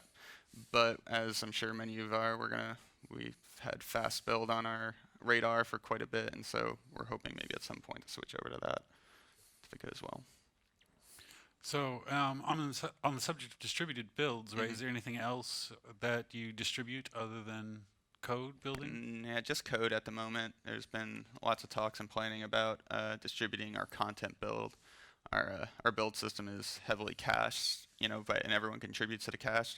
It sounds similar to your guys' setup, and so in that effect, it is sort of indirectly distributed, but it's not. We don't actually distribute if one person kicks off a content build, that work doesn't get farmed out to multiple computers at the moment. Tony, what do we use in terms of other distribution things? So our GI calculation, we use SNDBS. We have a static global illumination solution, so that gets distributed. Right, our building and cache stuff of all our assets, and I don't know, is nav distributed? That's local. Okay, I think that's it. Is there something else? For Tony, do you still use the platform rendering wrapper that emulated DirectX on PS4? Do you still use the DirectX 11 wrapper for PS4? Yes. Yeah. So we basically, and this is an example of what I was saying earlier, is we kind of targeted DirectX 11 because that's what we had on PC and was on Xbox. So we kind of keep doubling down on that, except where we decide not to. So it's very much like implementing the driver. So I don't know, I guess I can't really talk about the PlayStation APIs underneath, but basically we implement that, we try and make sure it behaves just like the PC version and, you know, rely on whatever Microsoft did to design things that, hey, maybe that's a good idea in graphics at D3D11 thinking. But then there's like some cheating going on. And we're, you know, definitely looking forward to, you know, advantages we can take specifically from the platform and from, you know, like all this Vulkan, Metal, Mantle, D3D12 writings come out of the GCN architecture, AMD's work. So a lot of those things make a lot of sense on these platforms. So we're kind of. So in terms of API targeting, you know, what do you guys do? Do you have sort of sort of a higher level description? Do you have completely separate targets? Yeah, so it sounds a bit similar. We basically have at the lowest level of our rendering framework is all kind of like, it's not quite a wrapper. It's kind of our own like set of functions that was mostly built around like what the PlayStation 4 supports in terms of expressing that, but with also some DirectX 11 isms. And so yeah, and that has like similar kind of like we have compile time polymorphic structures and types that get passed into that are different on the different platforms. And then in some cases, you know, especially on the PS4 side, it's, you know, we sometimes kind of just go around it to do something, you know, super like particular that would be, you know, specific to that platform. But yeah, so it's mostly abstract at the kind of lowest level, not like at a higher level like some people do, where they might, you know, say like, here's a material, and that material has like different implementations for, you know, for different platforms or rendering backends. We do it at the lowest level basically. All right, thank you guys for your time. Okay.